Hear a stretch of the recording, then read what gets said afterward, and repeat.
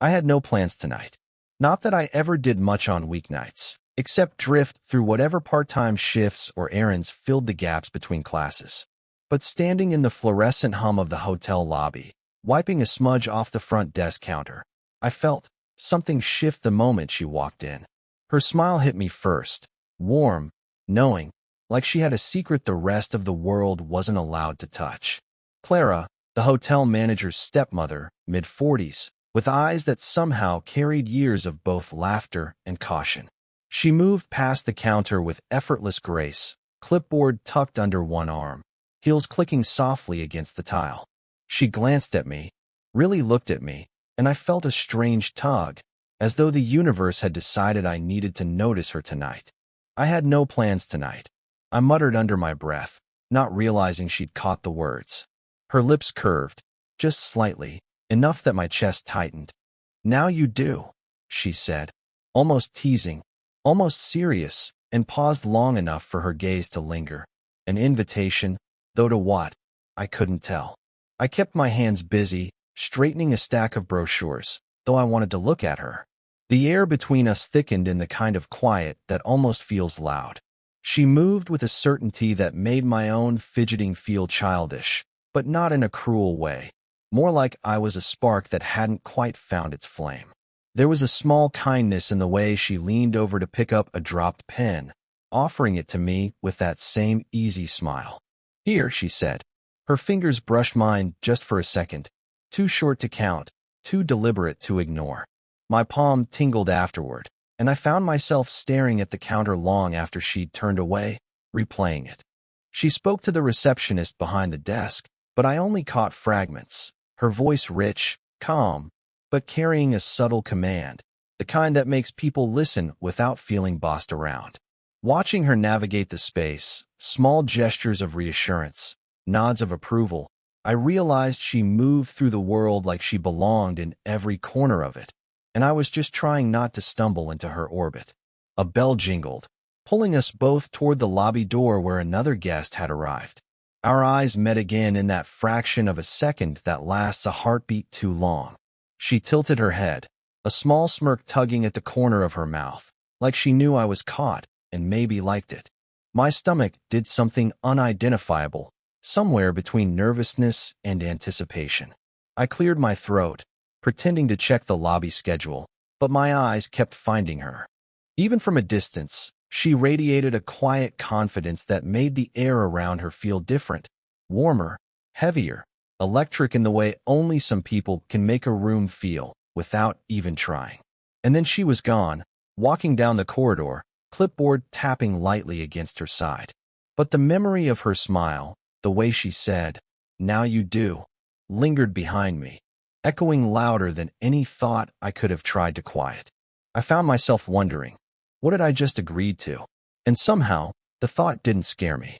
It made me want to stay, to watch, to learn, to see if she meant it, or if it was just a game she played with strangers who lingered too long in hotel lobbies. I didn't know yet, but I couldn't stop thinking about her. I hadn't expected to see her again so soon. The hotel's maintenance office smelled faintly of oil and cleaning spray, fluorescent lights humming overhead, and there she was, Clara, kneeling beside a cart of luggage that had somehow tumbled over in the back hallway. "I can manage," she said, her voice clipped, almost apologetic, as if admitting weakness was a crime. I didn't move away. Instead, I knelt beside her, helping lift a suitcase onto the cart. My hands brushed hers briefly, just enough for a spark to jump between us, and I caught her hand with mine a fraction too long. She didn't pull away, though her eyes flicked to mine, guarded. She laughed softly, a sound that didn't quite reach her eyes, and I noticed the faint shadows beneath them, the tired line along her jaw. She hadn't slept enough, or maybe she'd carried too much. And somehow, seeing that made her seem smaller, more human, not the untouchable woman from the lobby. "You're always so careful," I said, letting the words float in the quiet room. Her fingers froze mid-grip on the cart handle, and she swallowed. "I have to be," she murmured, voice almost breaking, though she tried to disguise it with a sigh. She looked away, biting her lip, and I realized she'd said more than she intended.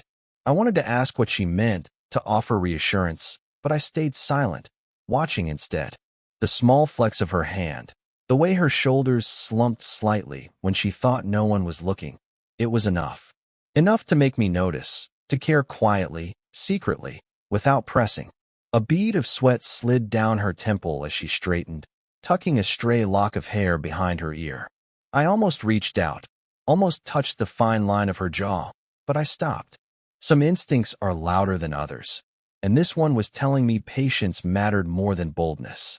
"You're too gentle for this work," she said finally, voice quieter, almost vulnerable. "I mean, you don't need to be." I shrugged, trying to seem casual, but my eyes never left hers. "Maybe I just like noticing things," I said softly. The words weren't clever, weren't meant to impress. They were meant to linger in the space between us. For a moment, nothing happened. We both shifted slightly, avoiding the invisible line we weren't supposed to cross. But then, she glanced down at her hands again, flexing them almost unconsciously, and I noticed the faint tremor when she gripped the cart. I didn't comment. I just held her gaze for a heartbeat longer than polite, longer than expected. And when she looked back at me, there was a flash, a brief, unspeakable acknowledgement that we both felt it. The pull, the tension, the quiet weight of something unallowed hovering in the air. Then she smiled, just a fraction, almost shyly, and for a second, the hallway seemed warmer, narrower, like the world had shrunk around us. My chest tightened, and I couldn't stop thinking about the small vulnerability she'd shown, the way her laugh faltered, the way she hadn't turned away. And somehow, without a word, that fragile moment wrapped itself around me, leaving me suspended, wanting more, but knowing that more might be impossible. The storm had rolled in without warning, rain hammering against the hotel windows in a rhythm that made the lobby feel both smaller and more isolated. Clara and I found ourselves alone in the storage room, straightening stacks of linens that had been soaked by a leaky pipe. The fluorescent light buzzed faintly above us, casting long shadows across the tile floor. I caught her glance, fleeting, when a droplet of water slipped from her sleeve. She blinked, almost embarrassed, and I handed her a towel without thinking. Our fingers brushed, again, briefly, but enough to make the air feel thick between us. "You always notice everything," she said, her voice quieter this time, almost conspiratorial. She leaned against the counter for a moment, sighing softly. I wanted to ask her what she meant, but the words wouldn't come.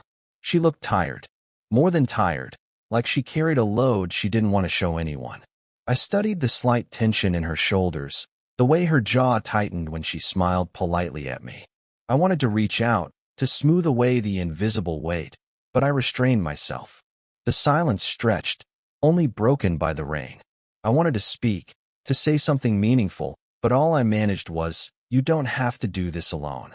Her lips parted slightly, a whisper of a confession almost ready to escape, but then her phone buzzed on the counter. She glanced at the screen, eyes tightening. I caught a name, someone from her past, and her smile faltered, replaced by the careful mask she always wore around strangers.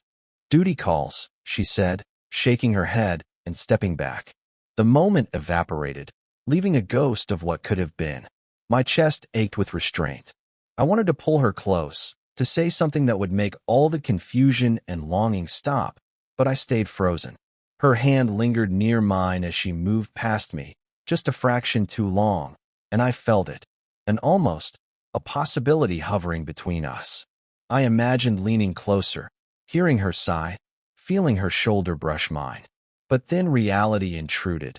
The wet tile underfoot, the office rules, the storm outside that didn't care about human hesitation.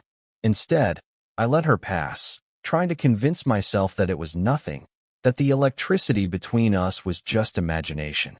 But even as she walked away, I could still feel the pull, the unspoken understanding that almost, just almost, something could have shifted.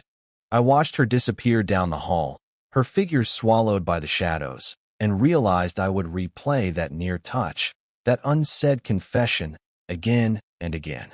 And I couldn't stop wondering what it would feel like to step closer, to close that space, even just a fraction, before the world forced her away. The hotel's rooftop was empty, the city lights flickering through the mist of rain that still clung to the night air. Clara stood near the edge, arms crossed, shoulders tense, as if she were bracing herself against something bigger than the cold. I stayed a few feet behind, unsure whether to speak or simply exist in the quiet with her. I don't know why I'm saying this, she finally murmured, voice barely rising above the hum of distant traffic. She didn't look at me, just stared at the horizon, where neon blurred into drizzle. I swallowed, careful not to step too close. You can say it, I whispered. She took a slow breath, like she was summoning courage she hadn't used in years. Why do we keep doing this? Her hands tightened over her elbows, acting like it's normal, like I'm not older, or whatever this is between us. I wanted to answer, but the words tangled in my throat. I noticed the little things, the way her hair clung damply to her neck, the tremor in her fingers as she tried to keep still. My chest ached. Every instinct told me to reach out, to close the gap, but another part of me hesitated, aware that some lines, once crossed, couldn't be uncrossed. I feel like I'm looking at something I shouldn't, I said finally, my voice low, hesitant. Something I shouldn't want, maybe. She laughed softly, humorless, like the sound was borrowed from someone else. Exactly. Then she turned toward me, eyes wide, vulnerable, unshielded for the first time. Do you even know what you're doing, Ethan? Or what this is doing to me? I didn't answer immediately. I just watched her, memorizing the tension in her jaw, the faint quiver in her lip. Her words weren't accusations, they were confessions. And in that silence that followed, everything unspoken between us became deafening. You don't understand, she continued, voice breaking just enough to make me flinch.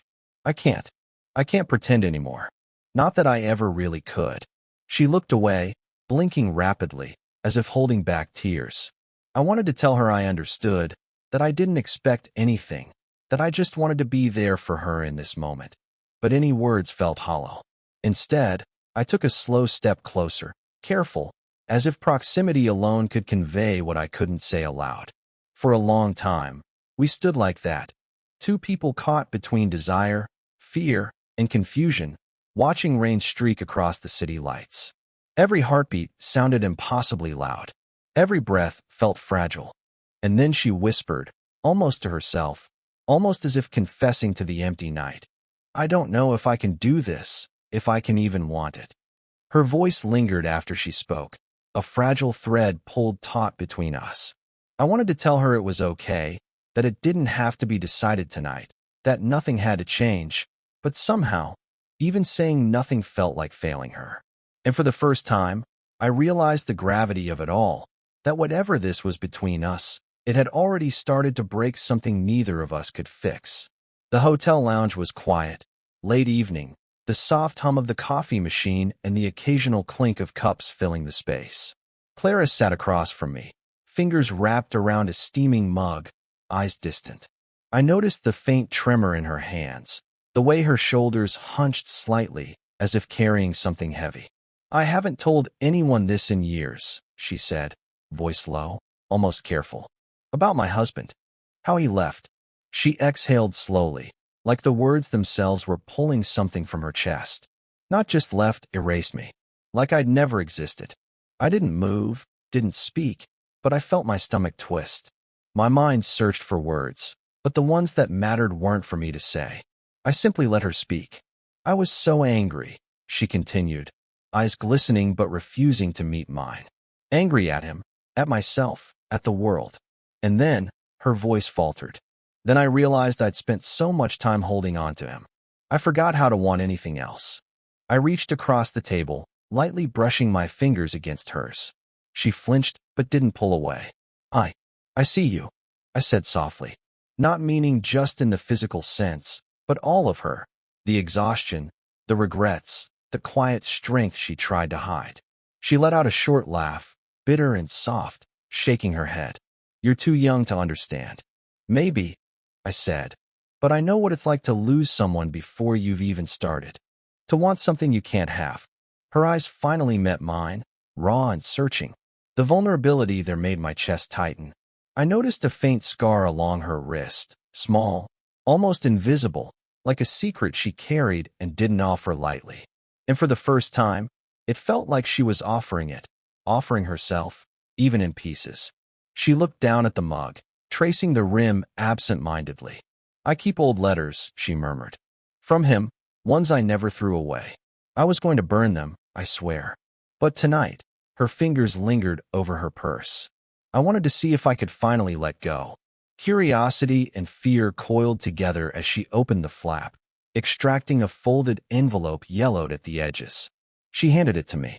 "Read it," she said, voice barely audible.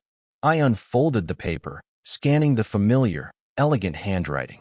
My heart caught, not from the words themselves, but from the tremor in her fingers as she watched me, from the quiet trust she was extending. Each line of the letter felt like a door opening, showing a life she'd tried to close off, a part of her she hadn't shared with anyone. I looked up, meeting her gaze, and she blinked rapidly, swallowing against a lump in her throat. I didn't think anyone would ever understand that side of me," she admitted. I didn't speak. I just returned her gaze, letting the moment stretch between us. The air felt heavy, but it wasn't suffocating. It was charged, intimate in a way neither words nor gestures could fully contain. And then she leaned slightly forward, almost imperceptibly, a fragile motion that somehow carried the weight of decades of loneliness and heartbreak. My fingers itched to reach for her hand again, to bridge that quiet chasm. But all I did was watch, and the world narrowed until it was just the two of us, suspended in a soft, seismic silence that promised nothing and everything. The hotel library smelled of old paper and coffee, a quiet refuge from the hum of guests and elevators. Clara sat in a worn armchair, a book open but forgotten in her lap. I perched on the edge of the chair opposite her, hands resting on my knees, careful not to crowd the space. For a long while, we simply existed there, two people sharing the same room, the same silence, neither speaking, neither needing to. The weight of all the small, impossible moments between us, the glances, the almost confessions, the shared vulnerability, settled around us like dust motes in the late afternoon light. Finally, she exhaled, slow and deliberate. "Ethan, I can't pretend anymore." Her gaze didn't waver, steady and calm, but there was something beneath it, a tremor, a fragility I'd learned to recognize. I nodded, unsure how to respond with words that wouldn't ruin the moment. "I know," I said simply. Not a confession, not a declaration, just recognition. Her lips curved faintly, the barest hint of a smile, and she leaned back in her chair. It's strange, how easy it is to feel seen, and terrifying, all at once. I felt my chest tighten at that, the air between us warm and still. "It's okay," I whispered, not as reassurance, but as acknowledgement. We didn't need to define it yet. We didn't need to name the thing that had been creeping between us for weeks. Just letting it exist quietly was enough. Clara shifted, moving a hand to rest against the armrest. Without thinking, I extended my own, fingertips brushing hers. The contact was light, tentative, almost accidental, but it carried the weight of every small moment we'd shared. She didn't pull away. Instead, she let her fingers curl slightly around mine, tentative, curious, and I felt a subtle relief, like we had crossed an invisible line without knowing it. We didn't speak after that. We didn't need to. Her head tilted slightly in my direction, her hair falling softly across her shoulder, and I noticed the slow rise and fall of her chest, the faint tremor in her hand. We existed in parallel, close enough to feel the other's presence fully, aware that this, whatever this was inevitable. The room grew darker as the sun dipped behind the city skyline. Shadows stretched across the shelves, and still, we remained, a quiet understanding anchoring us. No grand gestures, no declarations, just the gentle, earned intimacy of being fully, impossibly, undeniably present in each other's lives. Finally, she let out a soft sigh and leaned back fully, her hand still resting near mine. I mirrored her movement, careful, deliberate, closing the gap just enough to feel the warmth without forcing anything. The world outside moved on, indifferent, But in that small room, suspended in books, silence, and touch, everything had shifted. And as I looked at her, a faint, impossible smile tugging at the corners of her mouth, I realized we didn't need words. We had each other, quietly, fully, finally. I used to think that one night could be forgotten, that if you buried it deep enough under excuses, distance, and silence, it would fade away like an old bruise. But I was wrong. Some moments don't disappear. They stay, reshaping the people we become. That night with my stepbrother changed everything. Not because of what happened between us, but because of what it revealed. We were two lonely people, each carrying our own quiet storms, and somehow those storms collided. I remember the silence afterward more than anything. It wasn't awkward. It was heavy, almost sacred. It felt like standing at the edge of something we couldn't name. In the weeks that followed, we barely spoke. Every glance felt loaded, every breath uncertain. I thought the distance would heal it, but it didn't. Healing didn't come from pretending it never happened. It came from understanding why it did. Looking back now, I can see that we were both searching for warmth in a cold house. We weren't trying to break boundaries or write some forbidden story.